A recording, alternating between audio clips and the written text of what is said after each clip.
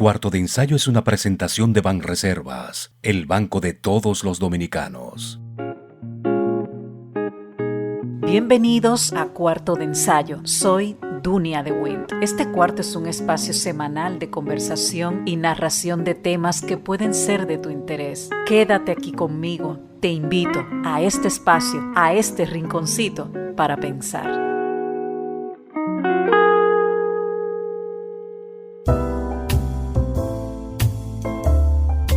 En el episodio pasado, aquí en Cuarto de Ensayo, sostuvimos una conversación, como ustedes recordarán, con el analista político, experto en comunicación política, Héctor Céspedes, de Ecuador, sobre las elecciones que se aproximaban y que fueron realizadas el pasado domingo 13 de abril. Y efectivamente, los ecuatorianos amanecieron con el presidente triunfal en una segunda vuelta. Daniel Noboa ganó las elecciones este pasado domingo y se perpetúa en el poder hasta el año 2029. Su victoria fue tan rotunda que obtuvo más de 10 puntos de ventaja sobre su rival, la correísta Luisa González. Un resultado, señores, que a todas luces echó por tierra todo el pronóstico y todos los supuestos resultados de ciertos analistas políticos que auguraron un empate, una pugna muy igualada, tanto entre Noboa y Luisa González. Con el 97% de los votos escrutados, el presidente y candidato de Acción Democrática Nacional sumó el 55.6% de los votos frente al 44.3% de los obtenidos por la dirigente de Revolución Ciudadana. Pese a la claridad de estos datos ya registrados por el Consejo Nacional Electoral, que destacó y señaló la normalidad con la que transcurrió la jornada de votaciones en Ecuador, González se negó a reconocer su derrota y denunció el más grotesco fraude electoral en la historia de este país. Vamos a escucharla. Aquí hay que ser muy claro. Son cerca de 11 encuestas, 11 investigaciones estadísticas, en la cual todas, aún las del mismo gobierno, nos daban la victoria. El exit poll, uno de ellos nos daba la victoria y ninguno dio una diferencia como la que estamos viendo en el CNE. Ninguno. Entonces, yo sí denuncio ante mi pueblo, ante los medios y ante el mundo que Ecuador está viviendo una dictadura y estamos enfrentando el peor y más grotesco fraude electoral de la historia de la República del Ecuador. Pues así las cosas, para el ganador, Daniel Noboa, no queda duda de quién tiene que gobernar, pero el correísmo, el bando opositor, exige todavía, cuando usted escuche este programa, el conteo de votos. Y uno se pregunta, ¿tuvo algo que ver? Evidentemente sí, pero ¿tuvo algo que ver el correísmo, Rafael Correa, los errores que Luisa González pudo haber cometido en este proceso electoral? Y ustedes se preguntarán, como se preguntan la mayoría del pueblo ecuatoriano que no votó por Daniel Noboa, ¿es Rafael Correa la piedra en el zapato del correísmo para que esta corriente regrese nuevamente al poder? Pues señores, claro que sí. Y en efecto, numerosos errores de campaña, errores no forzados que se cometieron desde este bando de la oposición. Por ejemplo, desde Bélgica, hablando del rey de Roma, Rafael Correa, donde está exiliado para evitar una condena por corrupción que considera él infundada, criticó la dolarización de Ecuador y defendió a Nicolás Maduro. Díganme ustedes si eso en este momento no es una seria amenaza incluso para el mismo partido del correísmo. Ambos son temas muy delicados allí en Ecuador y obligaron a la candidata Luisa González a ponerse en un papel de no saber hacia dónde, de estar a la defensiva, porque el mismo líder o, entre comillas, líder del correísmo, desde Bélgica y a través de las redes sociales, ya estaba metiéndose en la campaña electoral. Y Noboa, evidentemente, supo hacer uso de estos errores. También fue exitoso reviviendo el gran fantasma que persigue al correísmo, el de la corrupción, con la difusión de una serie de audios comprometidos del entorno de la candidata, y también evidentemente apeló a más ayudas sociales para las poblaciones con más necesidades allí en Ecuador. Daniel Noboa, hijo de expresidentes, el hombre y la familia con más dinero en Ecuador, continuará siendo presidente de este país hasta el año 2029. El correísmo tiene que revisarse, incluso dejar de llamarse de esa manera. Vamos a una pausa y regresamos en breve.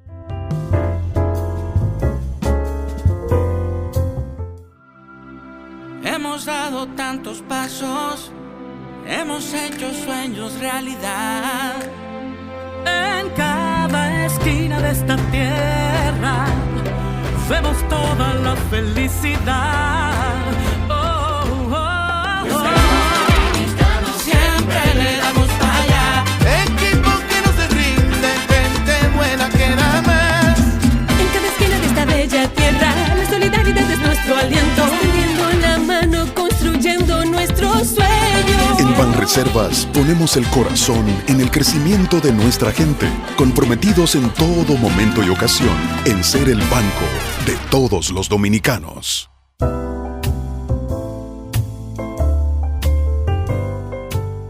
Y mientras continúa esta guerra de aranceles, esta guerra comercial de que un día te lo pongo, otro día te lo quito, vamos a dar una tregua, según el impredecible presidente Trump, quien insiste en la mentira de decir que la Unión Europea se formó para ir contra Estados Unidos, atacó recientemente a sus tradicionales aliados por no gastar más en defensa y también acusó al bloque de aprovecharse en las relaciones comerciales. Tanto así que el vicepresidente de la Comisión Europea, Maroš Šefčovič, está allí en Estados Unidos para reunirse con su contraparte de este impredecible gobierno de Donald Trump.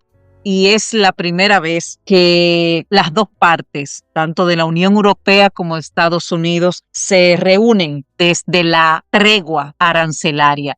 Y mientras todo esto ocurre, Trump recibió, como ustedes saben también, al presidente de El Salvador, Nayib Bukele, que visitó la Casa Blanca en pleno enfrentamiento entre los jueces y la administración de Donald Trump por la suerte de aquel inmigrante, Kilmar Armando Abrego García, residente en un condado de Maryland a las afueras de Washington y que fue deportado por error a El Salvador. De hecho, el mismo gobierno norteamericano reconoció ese error administrativo en la deportación. Pero bueno, vamos a ver lo que pasará con esta persona. Las autoridades estadounidenses lo expulsaron en el vuelo con el que el gobierno envió, aquel vuelo de lo que hablamos aquí, a más de 250 migrantes, supuestamente delincuentes, para que el país centroamericano, es decir, El Salvador, los procesara y encarcelara sin garantías judiciales en la macrocárcel conocida que construyó Bukele, que es un centro de confinamiento del terrorismo, CECOT, una de las prisiones más grandes y temibles, supuestamente temibles, del continente. Ustedes saben que dependiendo el medio de donde uno lea este tipo de noticias, hablarán a favor o no, de una manera sutil o no, de todo lo que ha conformado parte de la construcción de esa cárcel y de la parte positiva que ha logrado Bukele en un país como El Salvador, que llevaba largas décadas de terror, de sangre impuesta por bandas de asesinos, de delincuentes. Regresando a este caso de Kilmar Armando, el Supremo ordenó a la administración de Trump que facilite el regreso de Abrego García, pero sus funcionarios se negaron repetidamente ante la jueza que lleva el caso a cumplir con esa orden con excusas de que han ido cambiando, ciertas excusas que han ido variando con el paso de los días. Y en una comparecencia, en esta visita que estuvo Bukele precisamente allí, en la Casa Blanca, él mismo dijo que no piensa hacer nada para que Kilmar sea devuelto a los Estados Unidos. De hecho, cuando los periodistas preguntaron al presidente por la suerte de este hombre, el presidente pasó la pelota, como decimos, a la fiscal general Pam Bondi, que dijo lo siguiente. Sure, President. First and foremost, he was illegally in our country. He had been illegally in our country. And in 2019, two courts, an immigration court and an appellate immigration court, ruled that he was a member of MS-13 and he was illegally in our country. Right now, it was additional paperwork had needed to be done. That's up to El Salvador if they want to return him. Como escucharon, la fiscal general dijo que estaba este hombre de manera ilegal en nuestro país. En 2 ocasiones, 2 jueces lo consideraron parte de la pandilla salvadoreña MS-13. Es cosa de que El Salvador, si quieren devolverlo, lo facilitaremos. Es decir, mandaremos un avión para que sea devuelto. Pero Stephen Miller, el arquitecto de la dura política migratoria de este impredecible gobierno norteamericano, dijo que es un ciudadano de El Salvador. Sería muy arrogante decirle al presidente de El Salvador cómo tiene que gestionar los asuntos de sus ciudadanos. Esta es la situación que hay con relación al expediente, a la devolución o no de Kilmar Armando Abrego García, que ya esto es un asunto evidentemente de Estado entre 2 naciones y que Bukele lo dijo en esa reunión, que ustedes han visto las imágenes y lo han escuchado a través de los medios de comunicación, de que él no piensa hacer nada por devolver a esta persona. Y tampoco el gobierno como que sí, como que no. Y bueno, a la pregunta a Bukele de si él facilitaría la vuelta de Abrego García, también reiteró y respondió: ¿cómo voy a meter de contrabando? Esto fue en plena reunión ahí en la Casa Blanca. ¿Cómo voy a meter de contrabando a un terrorista en Estados Unidos? Por supuesto, no voy a hacerlo. El mandatario evidentemente se abrió además a recibir mucho más deportados que tengan que ser sacados de los Estados Unidos. Y es que ustedes saben que por cada deportado que llega a El Salvador, el presidente recibe una buena cantidad. O vamos a decir, el gobierno de Bukele recibe, me parece que son $20,000 por deportado. Esta es la situación que hay con relación a este ciudadano, a esta persona, a Kilmar Armando. Ni un lado, están como el juego de la papa caliente, ni sí ni no, pero no decidimos ni tú ni yo. Por recibir y encarcelar a Abrego García y al resto de deportados por el gobierno de Trump, en virtud de esa ley de enemigos extranjeros, una norma que data del 1789, resucitada por la actual administración para deportar en tiempos de guerra a miembros supuestamente relacionados con la banda criminal Tren de Aragua. El Salvador, y aquí me corrijo yo misma, recibe $6 millones. Esa ley se ha usado en 3 ocasiones: en la guerra del 1862 contra los ingleses y en la Primera y la Segunda Guerras Mundiales. Aquí esta persona está en un limbo judicial como otros tantos que se encuentran en el SECOT, en aquella inmensa cárcel que construyó Bukele en El Salvador para que estén ahí los criminales, los delincuentes del MS-13 y de otras bandas también de criminalidad. Pero parece que, y según lo que también se informa a través de otros medios de comunicación, la suerte de Kilmar Armando Abrego García no es precisamente una persona con antecedentes criminales y que pertenezca a banda alguna. Vamos a una pausa y regresamos en breve.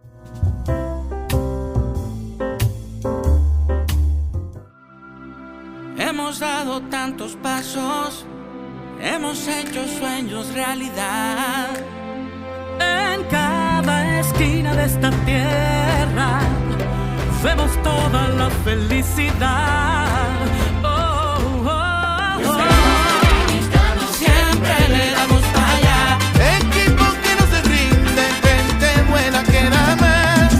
En cada esquina de esta bella tierra, la solidaridad es nuestro aliento. Tendiendo la mano, construyendo nuestros sueños. En Banreservas ponemos el corazón en el crecimiento de nuestra gente, comprometidos en todo momento y ocasión en ser el banco de todos los dominicanos.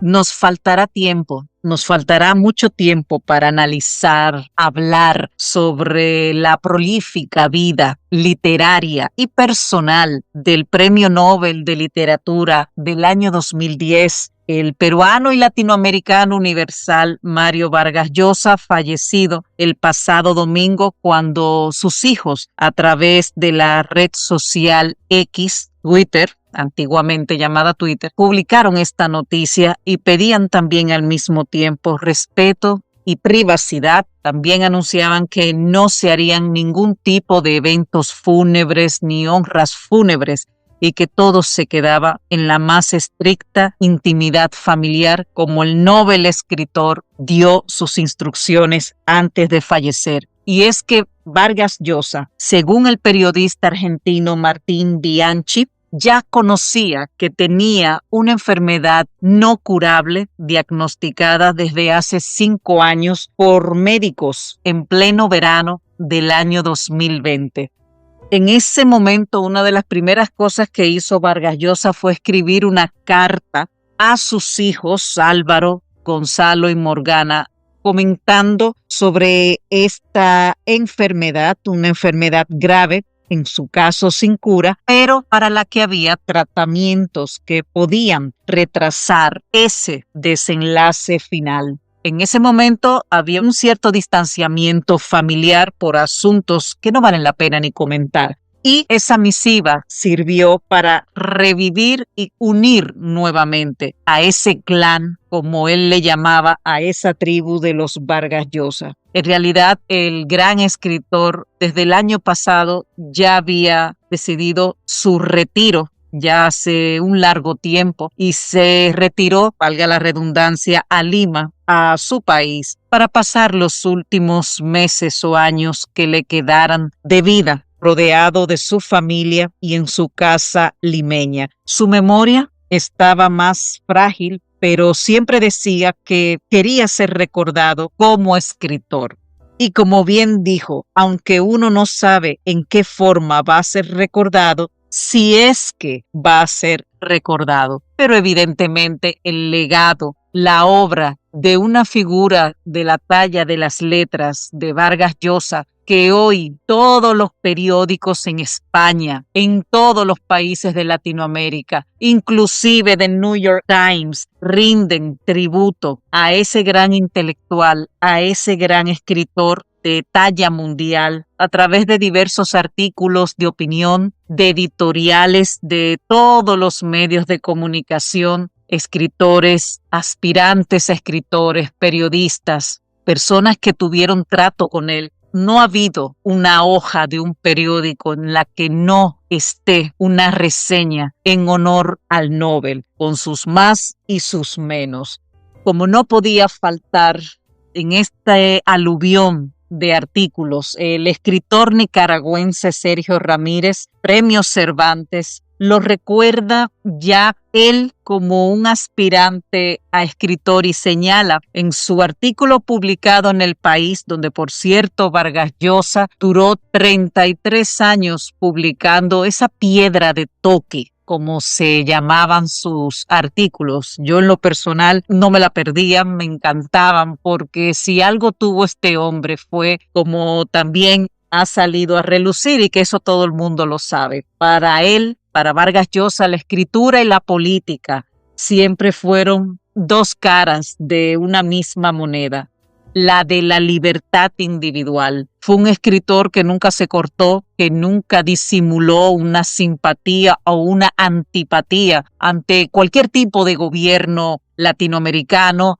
Fue de los primeros que desaprobó aquel cuento chino vendido de la Revolución Cubana, y también fue siempre valiente en ese sentido. Tanto así que amó la literatura y la política, que en el año 1990, como yo sé que muchos recordarán, se lanzó como candidato a la presidencia del Perú, perdió las elecciones, nunca más intentó formar parte de la política peruana. En ese momento ganó Alberto Fujimori y él se desentendió totalmente de su participación en política, más no de comentar a través de sus artículos en piedra de toque en el periódico El País sobre todo tipo de situación política, ya no solo en Latinoamérica, sino también a nivel mundial. Como dijo Sergio Ramírez en su artículo, Vargas Llosa enseñaba a cada paso procedimientos, podía aprenderse de él con menos riesgo de acabar imitándolo. El editorial dedicado en su honor en este periódico, donde, reitero, escribió durante 33 años, no tiene parangón. La obra literaria de Vargas Llosa en las letras españolas del último siglo. Los lectores de este periódico lo han sabido durante más de 3 décadas. Cuando comenzó por allá en el año 1990 a escribir, hasta cuando decidió su retiro de piedra de toque en el año 2023. Vargas Llosa obtuvo todos los premios posibles que se puedan aspirar o alcanzar dentro del mundo literario, y vivió incluso el privilegio de que el premio Nobel resultase casi una obviedad. Cuando aquel día lo anunciaron, aquel día de otoño, yo recuerdo del año 2010, que ya para una inmensa mayoría de sus lectores se preguntaban, ¿pero Vargas Llosa ya no tenía el Nobel? No lo tenía hasta ese año. Y esa era la pregunta unánime de todos aquellos que siguieron su extraordinaria trayectoria desde aquella La ciudad y los perros en 1962, que lo consagró de forma instantánea como un novelista cautivado por el poder, sus enigmas y sus abusos, y que también produjo otras obras maestras como Conversación en la Catedral y La Fiesta del Chivo.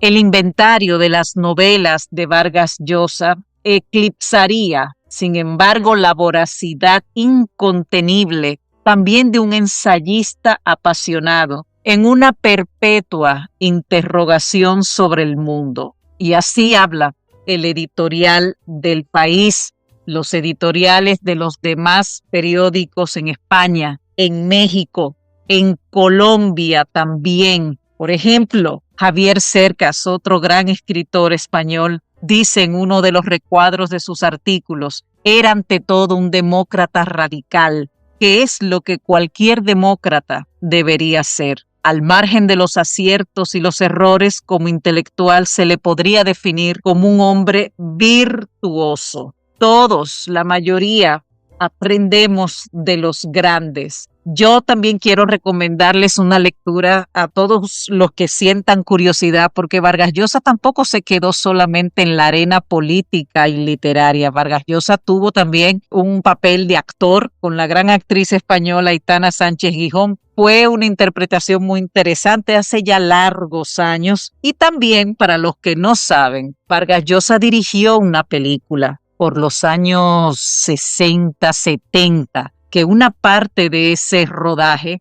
lo hizo en la República Dominicana, en la zona este del país. Estos detalles, eso sí, que no volvió a inventar, como decimos coloquialmente, con dirigir una película, porque él admitió luego que fue un total desastre. Pero bueno, son de las cosas que se hacen en la vida y que él quiso poder hacer, de relatar a través del cine una interesante historia. Y hay muchas anécdotas con ese momento del rodaje de esa película y de otros tantos más, porque si bien Vargas Llosa tuvo una vida prolífica a nivel literario, la vida personal de este señor fue también la salsa, vamos a decirlo así, la salsa, la vida personal, familiar, como suele también pasar con otros escritores, no es nada nuevo, pero fue también el acicate para muchos de sus libros, para muchas de sus narraciones. Un hombre que se casó muy joven primero con su tía,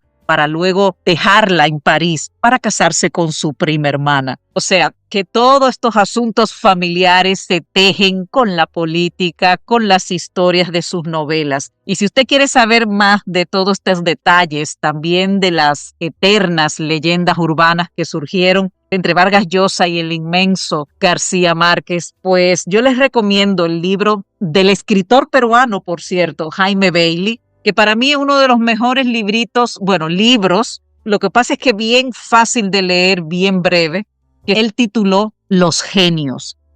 En este libro usted se va a reír, va a llorar, pero es muy interesante porque va narrando cómo se entretejieron la vida de estos dos grandes hombres de la literatura latinoamericana, de esos bárbaros, como también otro escritor tituló en su artículo en honor a Vargas Llosa. Con Vargas Llosa se cierra ese boom latinoamericano de los 60, 70 que emigraron para dar rienda suelta a su preparación académica, muchos de ellos, pero también al inicio de grandes obras literarias. Vivieron muchos de ellos en París, como él, como García Márquez, en Londres, en Barcelona. Ya luego Vargas Llosa se quedó un tiempo bastante largo en Madrid, también en Nueva York. Fue muy, muy asiduo a nuestro país, ya no solo a raíz de aquella dirección de esa película que él hizo en aquellos años, sino también a raíz de sus investigaciones para escribir esa magnífica obra literaria de mucha ficción, y es bueno aclarar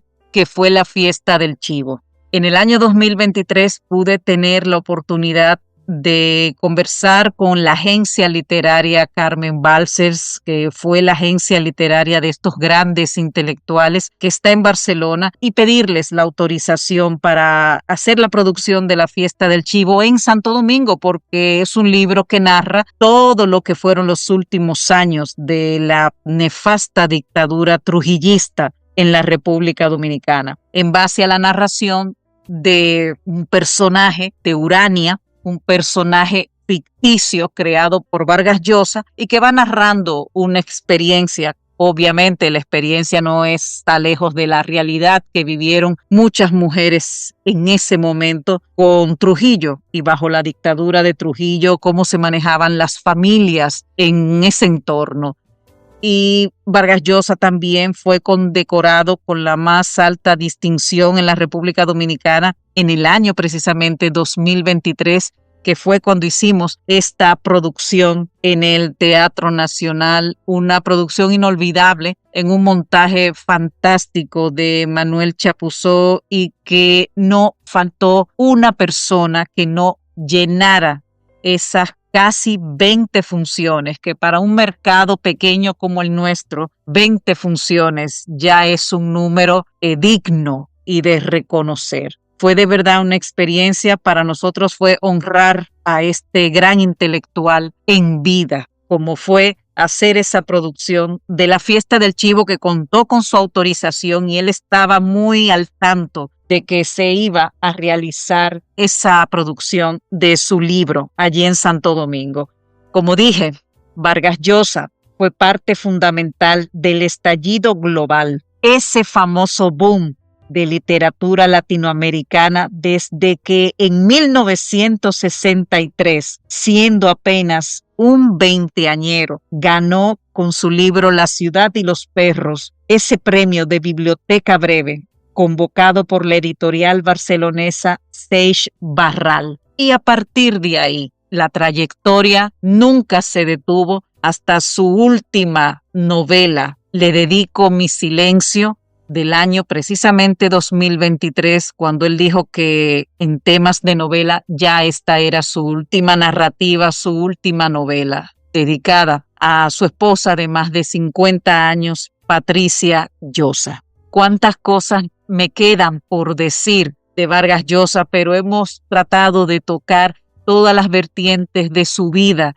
y rendirle un humilde homenaje desde este espacio. A él no le importaba que lo recordaran. Lo que yo sí sé es que cada uno de nosotros, cada vez que retomemos la lectura de una de sus grandes obras, que su bibliografía es muy extensa, pues lo vamos a recordar. Y su obra, su legado, ya está aquí con nosotros. Físicamente se fue el autor, la persona, el político, el escritor, el actor también, como les dije, aquel que inventó con dirigir una película en los años 60, 70 en la República Dominicana, pero sus obras, La Casa Verde, La tía Julia y el escribidor, La guerra del fin del mundo, El paraíso en la otra esquina, El pez en el agua, Los jefes, El sueño del celta, Conversación en la catedral y Le dedico mi silencio, entre otros ensayos y cuentos, los lectores, la ciudadanía de toda Latinoamérica y del mundo se queda con su obra y siempre será recordado. Vamos a una pausa y regresamos en breve.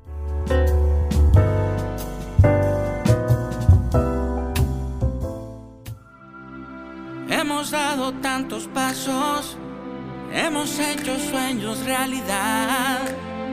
En cada esquina de esta tierra vemos toda la felicidad. Oh, oh, oh. Siempre le damos para allá. Equipo que no se rinde, gente buena que da más. En cada esquina de esta bella tierra, la solidaridad es nuestro aliento, extendiendo la mano, construyendo nuestros sueños. En Banreservas ponemos el corazón en el crecimiento de nuestra gente, comprometidos en todo momento y ocasión en ser el banco de todos los dominicanos. La más eficaz manera que hayamos encontrado de aliviar nuestra condición perecedera, de derrotar a la carcoma del tiempo o de convertir en posible lo imposible. Ese fue el compromiso con la lectura y la escritura, dicho por el gran novelista Mario Vargas Llosa como parte de su discurso de entrega del Premio Nobel en el año 2010. Y así lo expuso en ese momento. Oyentes, gracias por estar aquí en este nuevo episodio.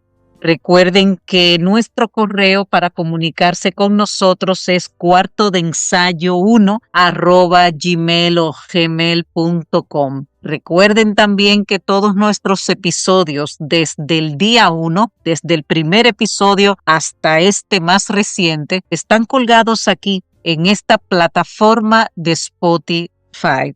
Gracias por estar en este cuarto de ensayo, en este rinconcito para pensar.